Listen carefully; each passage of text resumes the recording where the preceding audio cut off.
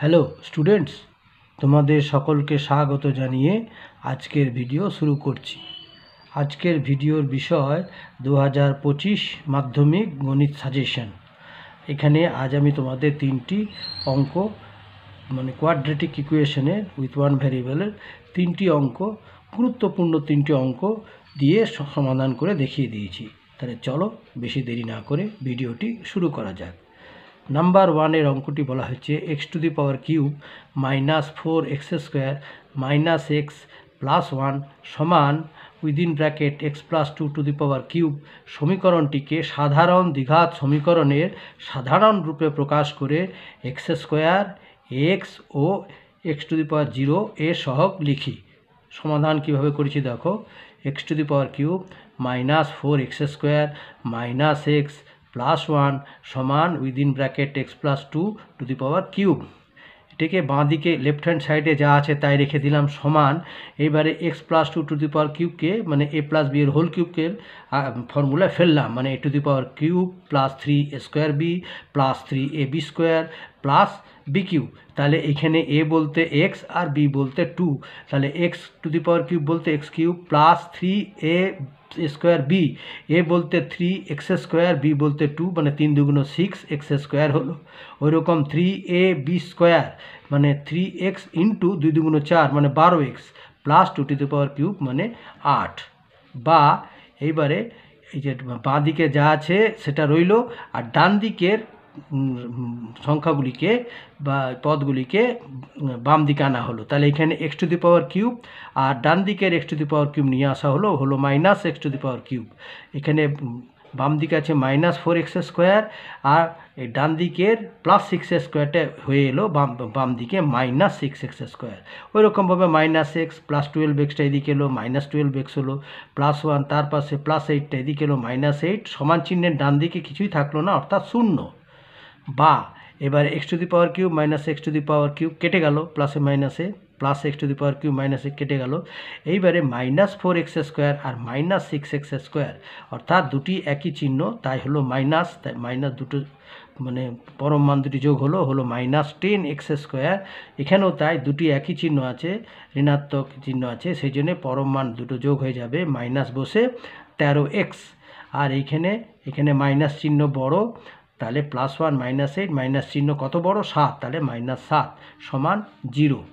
বা এবারে বাম দিকেরগুলোকে ডান দিকে নিয়ে গেলাম, ঠিক আছে। তাহলে -10x² ডান দিকে চলে গেল, হলো 10x² +10x² -13x হলো +13x -7টা হলো +7x সমান হলো 0। অতএব এবারে দেখো এখানে a² + bx + c সমান 0, whereas a b c বাস্তব সংখ্যা এবং a ≠ 0 হলে দ্বিঘাত সমীকরণ হয়। তাহলে সে সাধারণ আকারে আনলাম।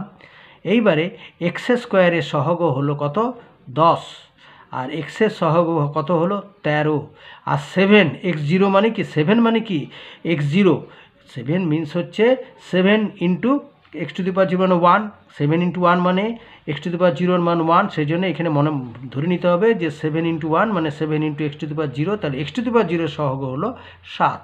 আচ্ছা, 2 নম্বর অঙ্কটি হলো a-2 within bracket x² +3x +5 সমান 0 সমীকরণটি এর কোন মানের জন্য দ্বিঘাত সমীকরণ হবে না তা নির্ণয় করি।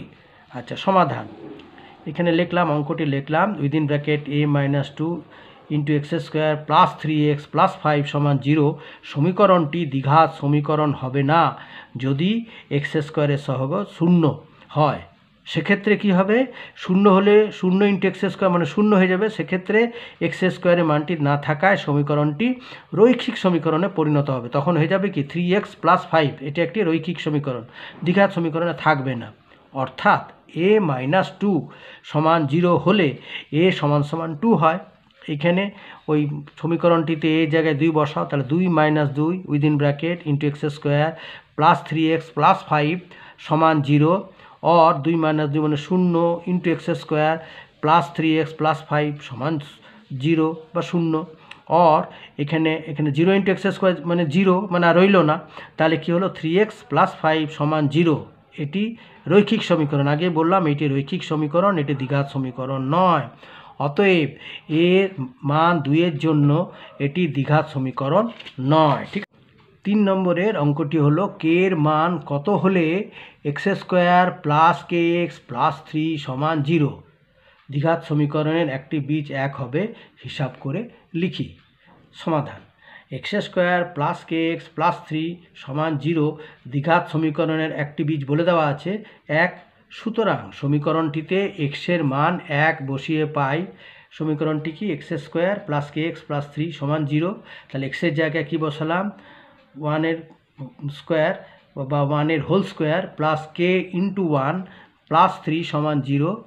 और 1 এর বর্গ 1 প্লাস k ইন্টু 1 মানে k প্লাস 3 সমান 0। और k আর এখানে 1 প্লাস 3 প্লাস 4 সমান 0। और k সমান হচ্ছে প্লাস 4টা ওইদিকে গেল, সমান চিহ্নের ডান দিকে হলো -4। অতএব k সমান -4 হলে x² প্লাস kx প্লাস 3 সমান 0 সমীকরণটির একটি বীজ 1 হবে। ঠিক আছে? আচ্ছা।